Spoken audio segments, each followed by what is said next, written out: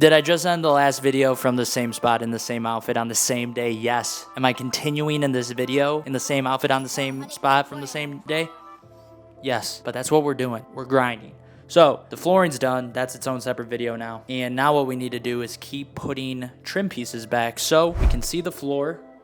Voila. And as we saw earlier in this video, we put our trim pieces back up there. But now since the flooring's done, we're going to put all the floor trim back where we have it. And we are going to have to install some new trim. So sit back, relax, let's sort through all that trim pile there, get the rest of it installed.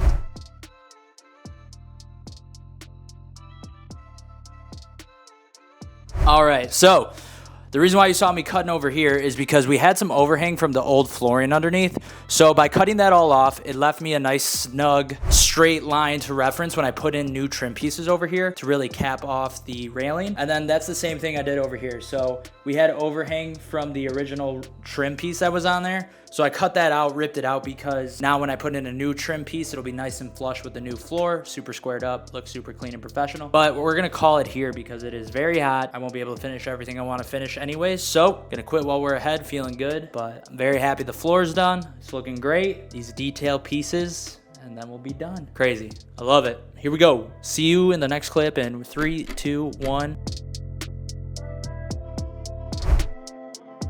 All right, y'all, next day vibes. We are in here, obviously, and we've been doing work. I actually kind of stopped filming to focus, but we reinstalled trim here, down here, new piece in there. We're looking primed. We're running into an error here because whatever trim piece was there before was way thicker than what was used everywhere else.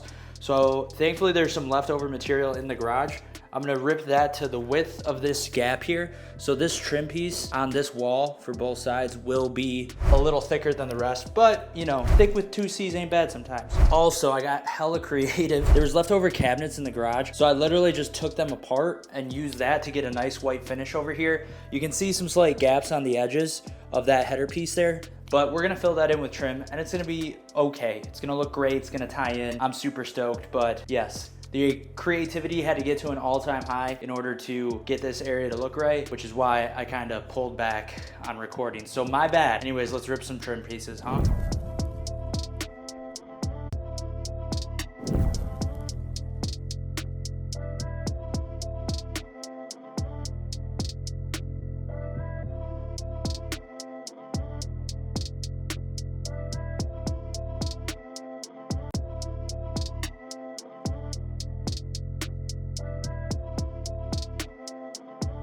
All right, y'all, we are next day vibing.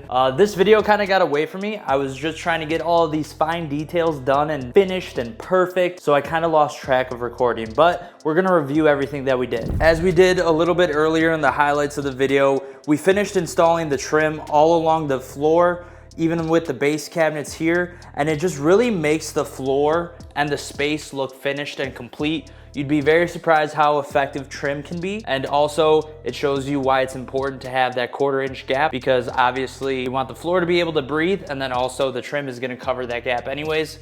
So I got some comments, people asking me why is there a space on the floor? That's why. All right, next up, these 2 cubbies. So my guess is these were originally windows, and then for whatever reason, it wasn't Babe, the previous owner or whoever decided to just close out the windows, and there's just siding over them, but they never finished the inside. So what I did is I simply took some of the extra material that's in the garage that Alex had. I ripped all of these pieces to size, and then I just used my brad nailer to get all of these installed. And so now they look like nice little built-ins. They got the tan color to help pop against all the green. And it's just a nice little finishing touch. And now Babe has 1, 2, 3, 4 storage shelves for all of her cute little knickknacks. All right, next up, my favorite spot in the entire bungalow is the cove. Obviously the floor is done. Obviously we now have our trim installed, which I already showed you, but then we had the doors to reinstall, and these are much more inconspicuous than last time. They still, obviously you can notice they're doors, but compared to how big the door frame used to be, the fact that the hinges were on the outside and they were just very bulky, this looks way better now. So much more subtle, you know, both open fine. You can actually open both of these doors at the same time, which Babe could not do beforehand. So we just addressed all the small little details, made sure those were nice, perfect, and proper for Babe and her bungalow. Next up is one of the pride and joys that I have of this whole bungalow renovation.